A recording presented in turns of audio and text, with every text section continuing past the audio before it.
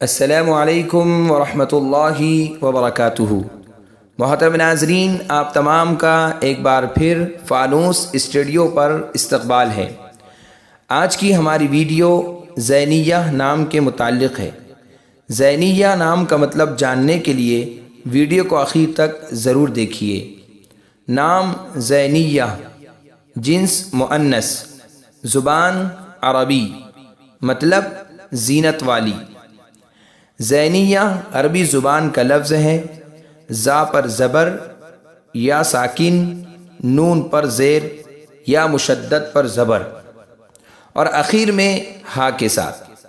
اس میں زین مصدر ہے جس کے معنی زینت کے ہیں، اور اس کے اخیر میں یا نسبتی اور مؤنث کی تا کا اضافہ کیا گیا ہے، اور اس کے معنی ہوئے زینت والی۔